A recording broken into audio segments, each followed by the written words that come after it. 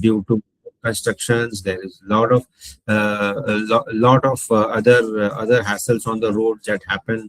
That is one of the reasons why the bottlenecks happen, because if the liquid doesn't reach the LBU on time, there is a backlog of the cylinders in the filling area, which totally will hamper the clientele of the person having an LBU. So in oxygen industry, when the to retain a client is one of the biggest challenges, I think so, for every person who is running an LBU.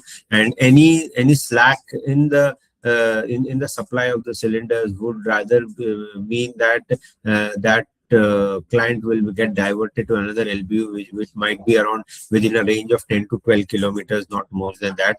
Initially, when the air separation units were there, they were having only 2 or 3 air separation units in a city. Now LBUs are around 4 to 5 LBUs have popped up everywhere in every cities, which has resulted in having unwanted what do you say competitions, and which is also that is also has affected the costing of the liquid oxygen, which is converted into gas and sold. Next is cost burden. Yes, the cost burden is generally due to subjected to prices. The prices are one, as the point said earlier. The prices of the liquid oxygen may vary from time to time. I know that people have a contract with the with the major ASUs are supplying liquid to the small bottling units, but they don't tend to, I think so, honor that sometimes. And if there is a price variation, so without intimation, the prices are increased. That is one of the major issues. Middleman markups. Sometimes there are middleman person also who affect the prices in that. Fuel. Yes, if the fuel charges increase, so the transportation increases, which is a major aspect in calculating the costing of a liquid bottling unit. So that transportation charges might always affect the LBUs. And this is a passive boil off. Passive boil off is, you can say that it is because there are transfer losses which happens from a storage tank, from a transportation tank to a storage tank, which is normally been, as indicated earlier also, it is 5 to 8%. I hope so. These points which are being told to you, it is, I think so, is valid, and every person who is having a bottling unit, I think so, they might be facing this problem.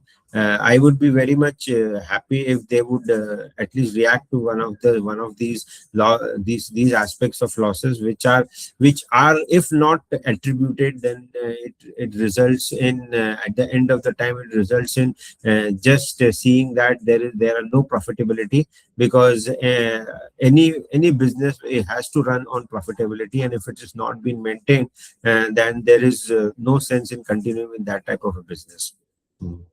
Let's go for the next slide. There are flash loss and cool down losses. Cool down losses is generally attributed to the transfer losses, which generally happens because of the transfer, that is from the transportation and storage tanks, as well as I mentioned earlier. It generally happens because there are no insulations given to the hose pipes which transfer the material, and it is directly done in contact with the atmospheric air, which is normally the procedure adopted.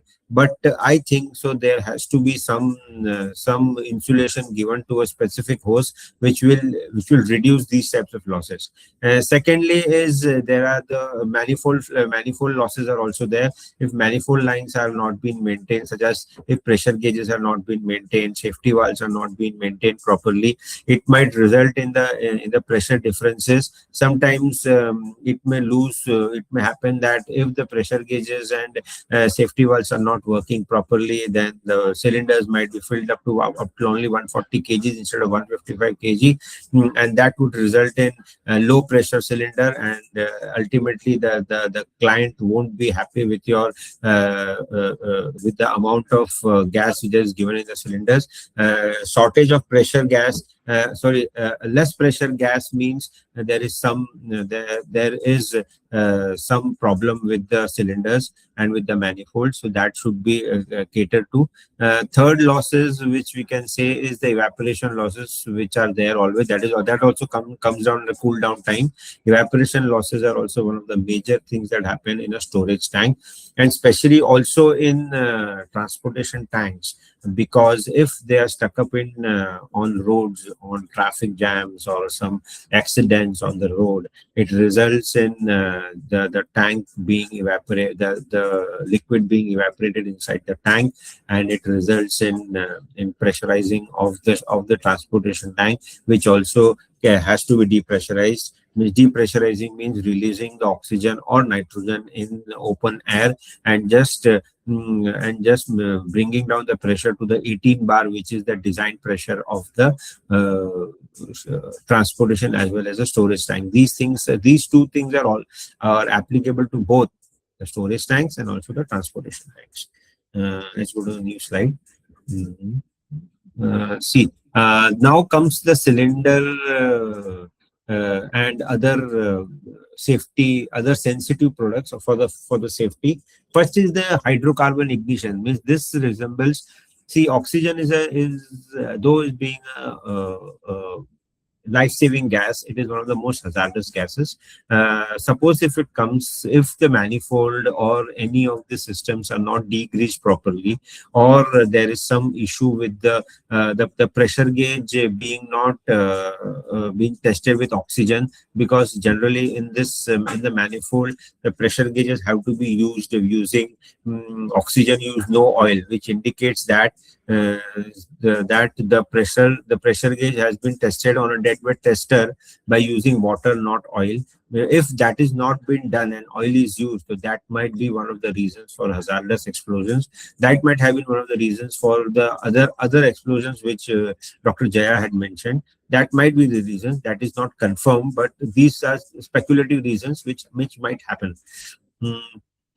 There are frictional sparks. There are frictional sparks in the manifold, or sometimes near the cylinders, because of the decarbonization not done properly. So it results to that, and any friction will result in a massive explosion if you're working with oxygen. Nitrogen is an inert gas. It doesn't matter, but nitrogen also has to be taken. But as you're working on high pressures at 155 kg, so sparkling of any type would be hazardous for the entire bottling unit. And rapid fire propagation means that will result in rapid fire propagation, because oxygen being a very case sensitive gas, and it is highly hazardous. It results in sparking explosion which cannot be controlled, and if it comes in contact, suppose if it comes in contact with a complete LBU, then it is one of the most hazardous things that can happen. It has happened in a hospital near Nasik, where the fire got copulated back to the LBU, and as it being a small unit over there, it resulted in a small explosion which didn't affect the hospital much, but there was some casualties, and then it happened during the COVID time. I think so people might have heard about it, and it was one of the major topics of discussion about using an LBO in hospitals, which then resulted in bringing in PSA systems. Though PSA systems now have also been shut down because there are no maintenance of that. That is one of the there's altogether a separate issue altogether. So in hospitals, LBU has become a very risky proposition now. The second topic is cylinder handling hazards. Yes, cylinder handling hazards, as Jaya has told it, has shown in the video. The cylinder testing is one of the major things that has to be done, especially cylinder testing. There we have mentioned 5 years, but I, being an expert in this field for the past 20 years, would suggest every LBU manufacturer to have a cylinder testing done within a span of 3 years. 3 years is a very big thing. You also see, if you dry a CNG what do you say, a CNG truck or a CNG vehicle, in that also the testing of the cylinder, CNG cylinders, is to be done within a span of 3 years. So I think so that should also become under in the same oxygen and nitrogen LBUs and handling, cylinder handlings. Valve protection should be done. We know that people are using lot of valve guards and everything, but the valves should be regularly checked. Their spindle should be checked. Their oversized spindle should be checked properly. Their workability should be checked. I think so. It should be done every weekly, so that it is more beneficial. And next is refund. Not that is not much required. So that is means these two major things are there for taking care of the cylinders. And cylinders is a big hassle. And cylinders, along with the manifold valves, the safety valves and the pressure gauges also should be taken care. So definitely that will result in handling the cylinders much better. Third, I think so the point is the handling of the cylinders. Generally, people in cylinder, when they're handling cylinders, they try to they always throw the cylinders on the ground, yeah, either from the loading unloading truck to the unfilled area. They directly throw the cylinders, which should be avoided. I think so cylinders should be taken care, and they should be handled softly, so that it doesn't result in external denting and bending of the cylinders, which ultimately results in, when high pressure gases are filled in it might result in one of the hazards which has happened. Okay, I think so. This was quite I covered all the points, and everybody might be seeing these points in the day-to-day work. This is the third.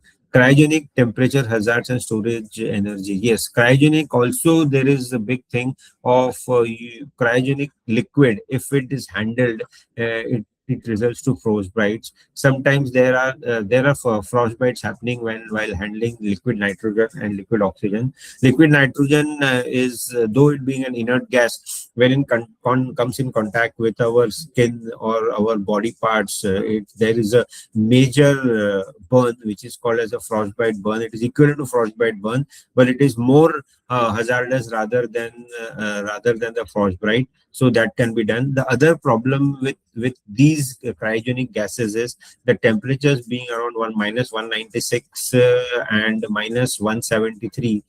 So these temperatures are not for our are not for our day-to-day usage. We have to be very careful. So equivalent, we have to use safety norms such as gloves, and we have to use proper goggles for that, because you cannot see liquid nitrogen by naked eyes. It also results in redness of the eye, which is one of the major things that can be that has to be done.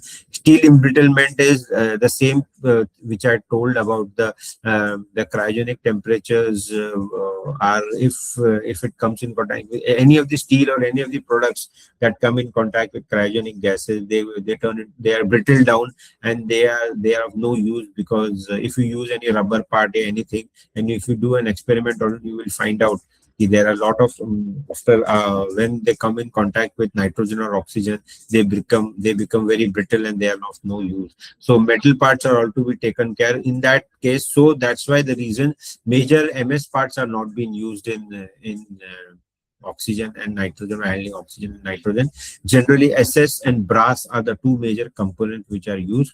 And if people have seen air separation units, so the air separation units which are manufactured in India are totally brass based and SS based. The entire manifold is made up of brass and copper, which is a very good conductor. And there is none of the SS, MS or CS parts. Means MS is mild steel or carbon steel is not used anywhere in oxygen or in nitrogen handling.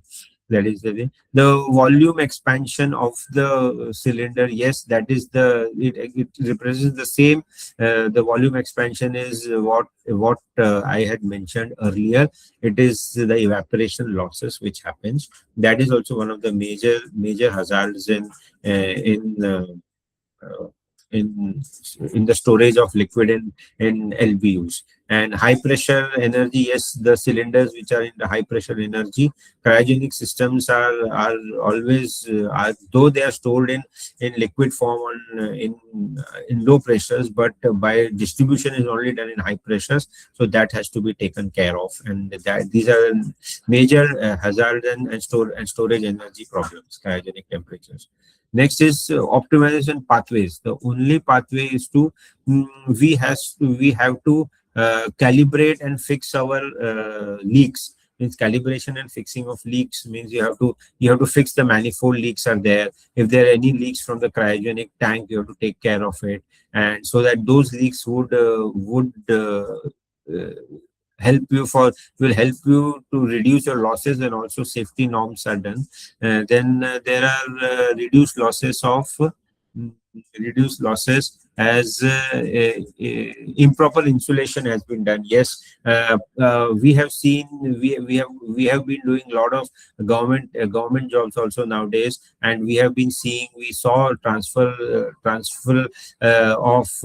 of the liquid from transportation tanks to storage tanks. They are done without any insulation, so that insulation should be done properly. And we would suggest that if your tank has been more than 5 years old, so you should go into vacuumization of the tank, which will help you to assess the tank from inside and from outside, so that if there is no leakage or there is no other insulation problem of the cryogenic tank. We are not talking about the transfer pipes. We are talking about the insulation of the tank, which is a major thing that is happening. And there has to be some standard operating procedures, especially if you are using an LBU, which has to be designed, and always has to be your staff has to be trained for that, so that these issues don't come up. LBU is a much riskier aspect compared to air separation unit, because air separation unit you are not in contact with the liquid anytime, but in LBU you tend to be very close to the liquid when you're working in a liquid oxygen. And high advanced capex is automated controls should be there, such as you have to have proper liquid level gauges should be maintained properly. All those cryogenic valves should be maintained automatically. They should give you indications. There should be auto cutoffs. Pressure rating should be given. There should be pressure switches on the pumps, which will all these automations have to be done. Vacuum insulations have to be done properly, which was already mentioned earlier. And the preventive measure of maintenance of all the manifold systems and all types of pumps should be done properly at a scheduled standard operating procedure, so that it will help you to reduce as much as risks are there. Safety is a major concern in LBU rather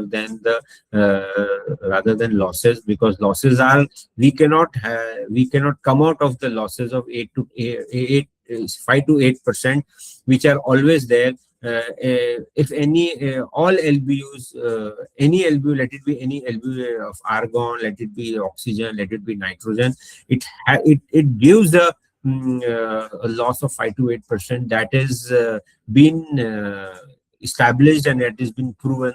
So the only thing we can do is to have proper workability of the pumps, of the manifolds, and all, and those things have to be maintained properly. Okay, let's go to the next slide. See, this is the last slide which comes up with this. We having a liquid bottling brochure is there. We can even scan our QR code. You can get the brochure. The brochure indicates everything on that. We would be very happy if you visit our website. That website has a talking chat GPT in it inbuilt, which will also answer more further your questions, whatever doubts you have about safety, about reliability, about vendor management, about manifold management, about air separation units. Air separation units are beneficial than bottling units. All types of your answers can be given. PSS system also, it will answer you with any type, any answer in cryogenic can be handled from there. You can see our brochure on our website, and you can know the amount of products which we deal in, so that it will be much more beneficial for you to optimize the usage of the liquid bottling unit. I hope I have given you quite a good information, and that this is the complete knowledge of working in this field for the past 17 years, and it's been there in the profile which is just on the slide. We have got credentials of being an affiliations are there, educations are there. We have key achievements that we manufacture now air separation units, liquid oxygen pump, nitrogen pumps, expansion engines, liquid manifolds, after coolers, intercoolers. Everything is being manufactured by our Vasai, in our Vasai unit, and we have been supplying to more than 32 countries, probably having 300 global clients. And we hope that this small venture of ours to see the reliability and safety of the LBU was quite informative, and hope that at least the actual users of LBU would at least bring in some SOPs to at least have a better workability of the LBU. Okay, thank you for listening to me patiently, and if any of the questions are there, we are ready to answer it. Let's put it this slide. Yeah. All right. Thanks, Ashish. And I hope my team, if there are any questions, or we can even you can unmute yourself and ask if there you want to engage with us. Basically, these are the two scan codes. One is one can book a one-on-one consultation, and the other is our WhatsApp community, where we keep posting news, some hacks, some quizzes, some blogs about various things that are happening in the world related to cryogenics, or there is a new blog that is educative in nature, so it can help you in your business.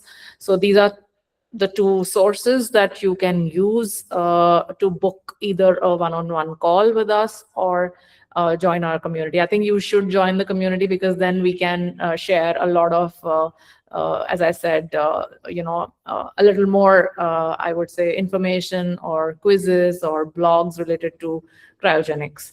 So that's about it from our side. And let's, open this because we just have 5 minutes, five more minutes, 5 to 10 more minutes. If there are any questions, we'll be very, very happy to answer anything. Over to you all if anybody has any questions.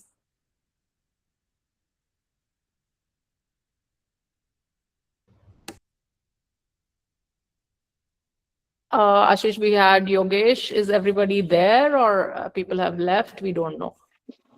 No, no, I'm there. I'm there. Yes, we are there. All right. Is there anything that you would like to know and ask, or generally just? First of all, I would like to say something, Jaya ma'am. Then I'm very thankful to Mr. Ashish who's provided so many information about cryogenics. One question I have in my mind, like how often we can go for these audits, that's what I want to know. Like it's like it should be yearly or say every 6 months or every 5 years, like How because often? routine. Yeah, Can you repeat your question? Sorry. yeah. I just want to know that how often we can go for these security and safety measure check. Like it should be in within like every 6 months or once like in a year or every 3 years, 2 years. So I would like to answer this question. Suppose it depends on the equipment which you are talking about. Suppose if it's the cryogenic tank. I think so. After every 5 years, you should go into vacuumization of the tank, which will help you to understand if there is any perlite leakage in the tank. which will result in or there is some external damage to the tank, because if the tank is standing and there might be some external pitting on the tank, which can be understood by using a vacuumization of the tank. If you talk about cylinders, then I think so every 3 years you should do a cylinder testing of that, and for that you should have an in-house cylinder testing station. For that you don't have to, for that you don't have to go out somewhere, and cylinders should be tested. And Usually what we do, Ashish sir, is like, whenever the batch is going out, we check it thoroughly, and then when it is coming back, we check it again. So so that's the that is best practice. Yes, that is a very good practice you have done. But thoroughly that water jacketing system, and because on every batch you can't do cylinder testing for all the batches every time that come in and go out, because that is very cumbersome. You might be doing some visual inspections on it. I Yeah, understand. it's very small. Like it's not a big plant. It's like I have only 500 cylinders. So it's like, but as you mentioned that, it's very difficult to make the labor understand all these things. Yes वो मैं समझता हूँ. It has labour, मैंने तो 20 साल in line में गुजारा है. मुझे पता है लेबर को ट्रेन करना is a big aspect, and specially in liquid bottling units, because liquid bottling units में क्या है कि कोई मैन्युफैक्चरिंग तो है नहीं. तो they only tend to know कि बस लिक्विड आ रहा है, उसको भरना है हमें पंप में और उसको करना है बस. That is Right, the right. Only thing, yes, that they know. So but हमको क्या है कि वो लेबर को बार बार बोल के उनको आपको बार बार अलाइन करते रहना पड़ेगा, क्योंकि क्या है कि आप अलाइन नहीं करेंगे तो देखिए उसमें कोई भी चीज, अभी जैसे आपको you have to be very careful on using what type of pressure gauges you are using, what type of Mhm, manifolds you are using, what type of mhm. safety valves you are using. People generally use that brass safety valve. I would rather always tell people you should always use a proper SS safety valve with Teflon seats, so that will help you to get a better workability of your manifold. So means वो सब चीजों में जरा सा अभी आपको उसमें जरा सा स्पेंड करना चाहिए पैसा, क्योंकि वो Okay. मेजर चीज है. यस, और आपको अगर चाहिए तो आप every manifold should have a digital alarm system, according to me. Okay. Yeah. Yes, ये alarm So what system, is digital alarm system लगा लिया तो जैसे ही आपका अगर प्रेशर इंक्रीज होता है बियॉन्ड Right. 155 kg, तो वो एक हुक मारेगा जोर से, and it will shut down the system. Okay, that's good. Yes, that should come in, because Yeah.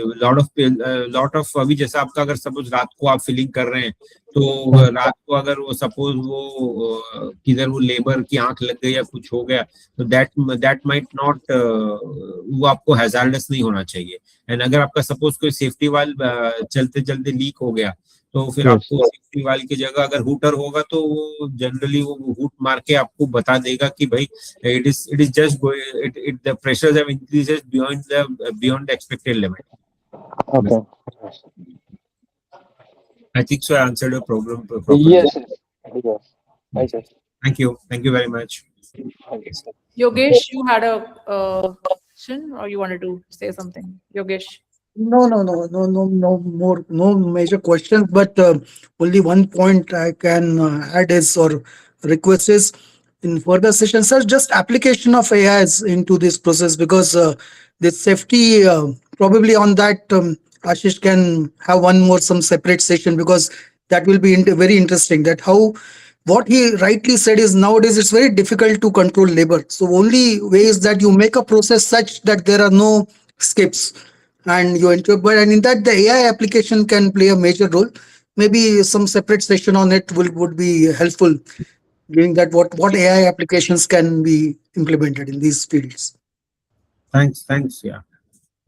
Yeah, definitely. We can actually take another session on AI, because we have built many AI-based tools, not just the assessment tools, but also internally. We can help LBU owners to actually create their flowchart management systems, the FMSs, that can have a turnaround times and TATs for every process.